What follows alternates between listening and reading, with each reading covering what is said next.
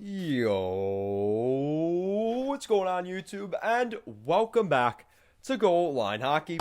It's your boy Kevin Forte, and we are continuing our Stanley Cup playoff previews as we head into the second round. As now the matchup is set in the Honda West division for the title of the Honda West champions. We have the Vegas Golden Knights taking on the Honda West division champion Colorado Avalanche.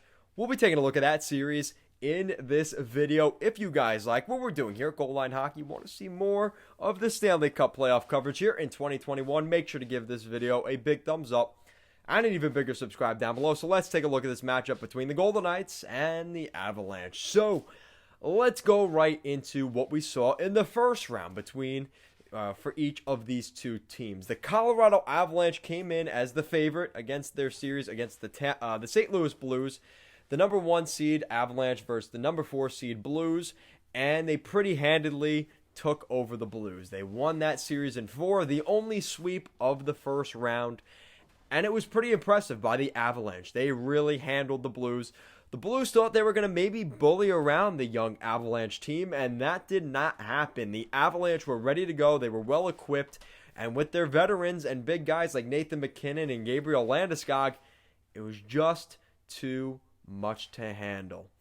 So, now let's get to the equation of the Vegas Golden Knights, who had actually a pretty tough matchup as the second and third seed, as it was the second seed Golden Knights taking on the third seed Minnesota Wild. And this series ended up going to 7 games. The Wild kind of fought their way back. You know, going into this series, it looked like Vegas would handle things pretty easily. It did take 7 games. It was a 3-1 series lead for the Vegas Golden Knights at one point, winning 2 consecutive games in games 3 and 4 on the road in Minnesota.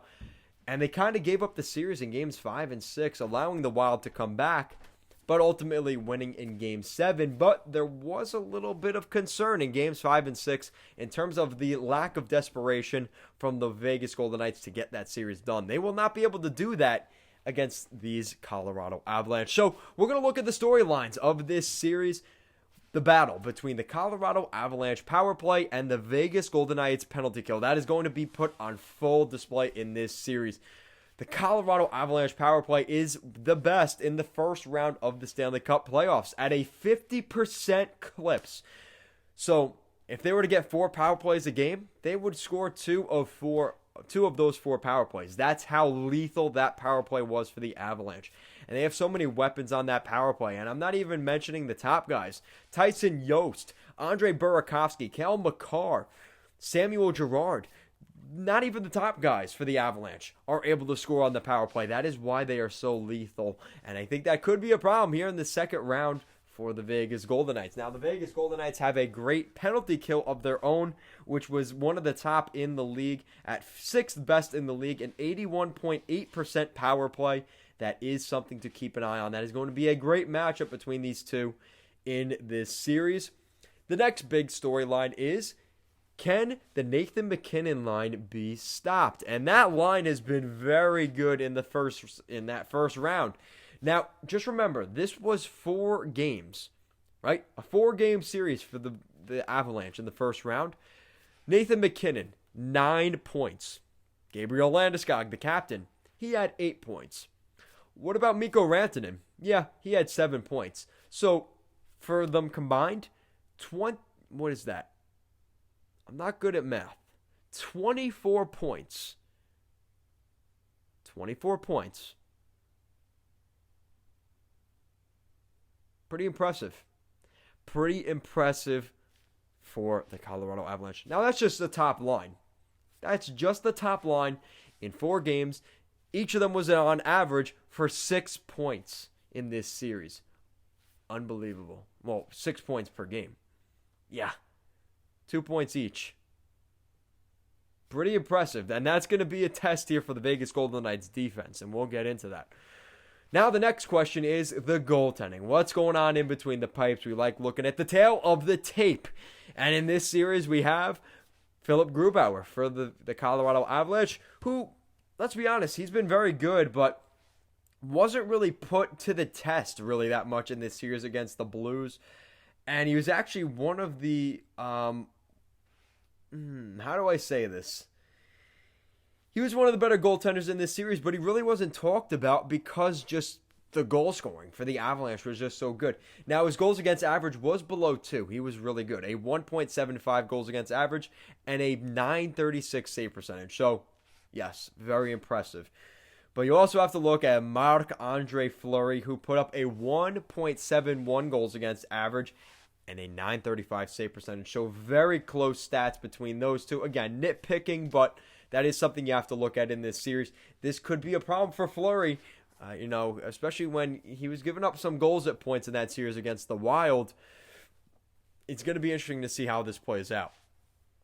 Now, the next thing you have to look at is the star scoring versus the committee scoring. Because, let's be honest, the Colorado Avalanche rely very heavily on their top line. Like I mentioned, they put up 24 points between the three of them in their last series against the St. Louis Blues, but it was fairly quiet in the other, in terms of the other lines. Now, we did see some goals from guys like the young guy, like Alex Newhook.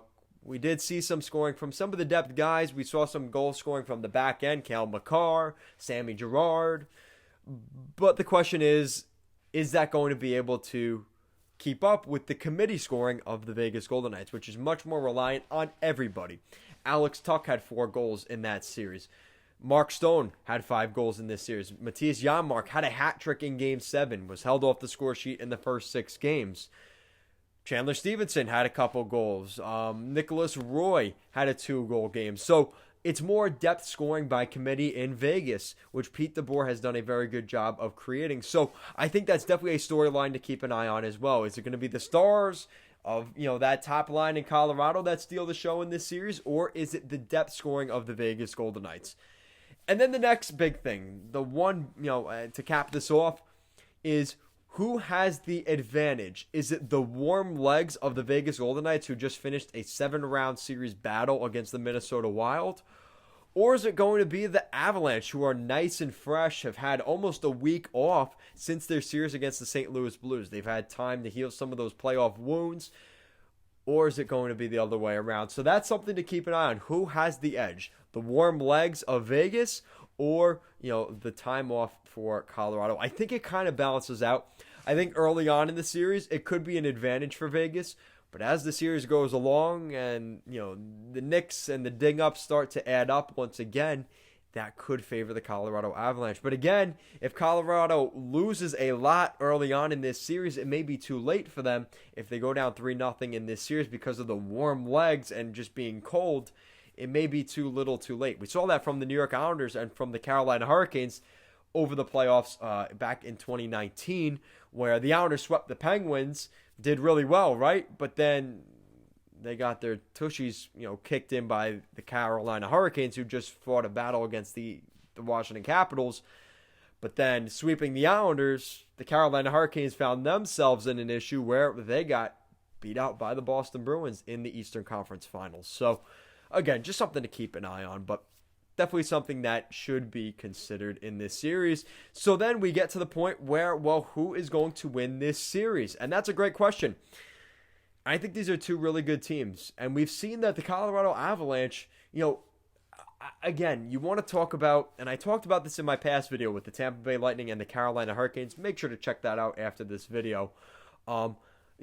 The Colorado Avalanche haven't really faced any adversity here in the 2021 season because they played really well during the regular season. They were one of the best teams throughout most of the season. We've seen the young guys step in like Bowen Byram and not really too much of an issue. Now, maybe in the first week or two of the season, we saw that defense have a couple of lapses with new guys like, Devontae's coming in and Bowen Byram and some of those new guys coming into the picture that maybe they weren't ready for some of the things that happened. But again, we did see that D-core get beat up at points this season.